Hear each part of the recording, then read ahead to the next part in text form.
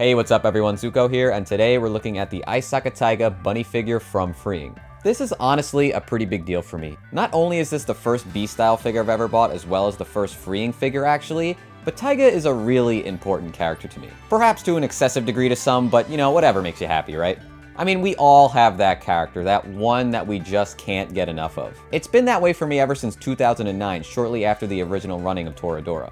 I said this in my previous video, but Taiga is my waifu. It's been that way for like 13 years now. It's hard to believe it's been that long. It's why I have so many figures of her, and should they make more good ones, I'll probably pick them up too. Funny enough, Taiga was the reason I started collecting in the first place. This Taiga figure right here was actually the first figure I ever bought, way back in 2011, and it's a really vivid memory too. There's a whole story behind it that I could tell, but I really don't want to ramble. That's not the point of this video, so let's just start talking about the bunny figure.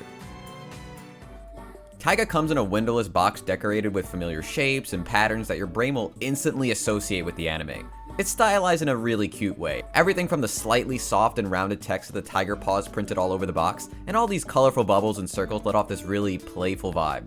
We're also treated to plenty of images of Taiga herself, even a few images highlighting some of the important assets. It's an excellently designed box, but I'm not a big fan of the type of cardboard they used here. The texture is rough. If you run your fingers along it, for example, you'll feel many bumps on every side of the box. It ain't pleasant to touch, and it hurts the visual appeal from certain lighting. The material also just feels a bit cheap. I genuinely think you could poke holes or bend it really easily if you aren't careful. So keep that in mind if you're storing the box away. Good design, bad material. Anyway, let's stop discussing the box and get to the figure.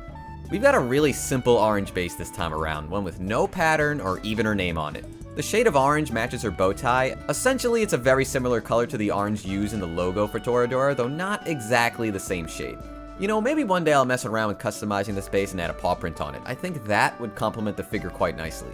For some reason though, one of the pegs that you need to connect Taiga to the base to is a separate piece of plastic that is located in the blister packaging. You're probably going to be screwed if you lose this piece, so be careful not to lose it. Otherwise, setting her up is somewhat simple. I had to stretch out her legs over the pegs due to the distance not being the correct length straight out of the box. I'm not gonna lie, I was definitely stressed out trying to get her to fit at first, but thankfully I managed just fine in the end.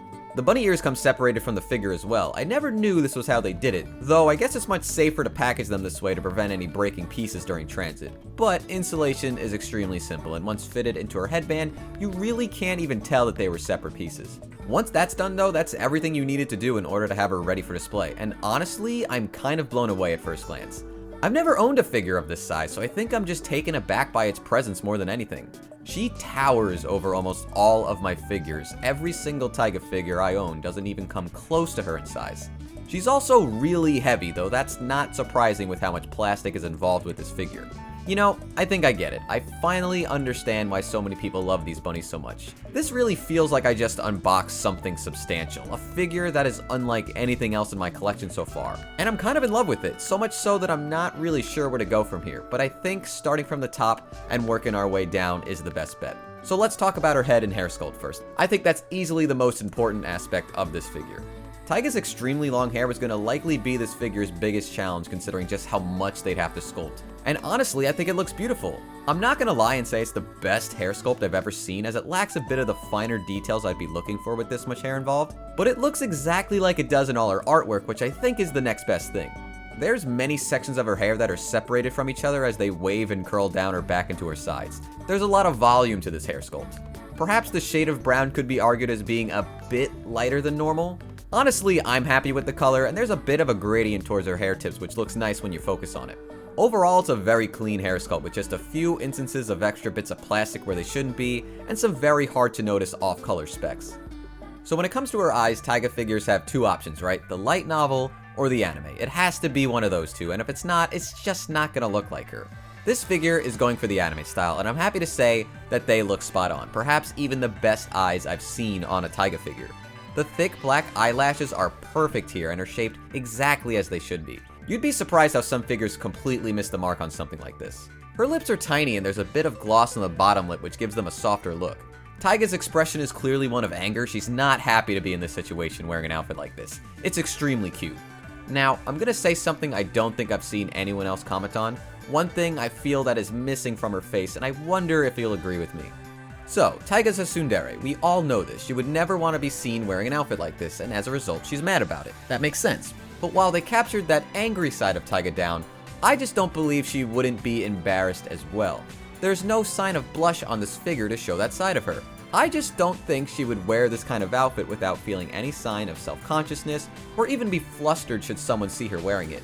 Maybe you disagree and I would still say this face is fantastic and I'm very pleased with it, but personally I feel like it just misses the mark of perfection.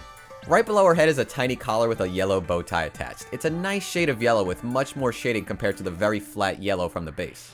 One of my favorite features actually on this figure are Taiga's gloves. Many bunny figures I've seen don't have gloves, so I appreciate the change up. These tiny white gloves are decorated with cute lacing and I'm not really seeing any flaws in the paint or sculpt.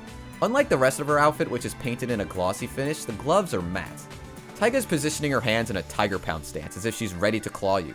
But her body language more so implies she was told to pose like this. Like, be a cute tiger and go roar sort of thing. It's an adorable pose for her to make, and I think it fits her personality extremely well. Moving on to the actual bunny outfit now, the paint is a very glossy white with some blue shading to help define the details and curves of her body. The blue paint in some areas comes through a bit too strongly though. It's especially noticeable on the ears and I wish it was toned down just a bit. I'm guessing this suit is extremely tight as we're able to see Taiga's belly button right through it. Her tummy is very defined in this suit. Maybe it's just me, but if we look at her chest, it really does look like her bust size was increased a bit for this figure as well. It ain't to a ridiculous degree, but it does feel a tiny bit off model for her. The anime emphasized this detail a bit too much in multiple episodes for me to not notice this right away. It's a stark contrast to these Taiga figures from the past. Technically bunny figures, but not classified under the same line for obvious reasons. Q's Q has really improved over time, but I still think these hold up considering how cheap they were back in the day. Size comparisons aside, does anyone else think this red suit would look amazing applied to Freeing's Taiga? I'm not sure I'd be able to resist a re-release if that were to happen. Speaking of big though, her butt. Good lord, the way they sculpted her butt on this figure looks amazing, even to the point where you can see the shading around the cheeks through the stockings. Yeah, her butt is definitely a bit bigger than it should be in my opinion, but I can't help but feel like it adds an extra element of sexiness to the sculpt that the chest size increase arguably doesn't. Her posture only emphasizes her backside even more, and actually while we're looking at it from the side, this is really the only time you'll ever see her tail on the suit. It's very easy to forget this is even part of the figure, but she is in a bunny suit after all. Her back actually looks fairly sexy as well. For a part of the figure you'll never see, Freeing did a great job sculpting this section of her body.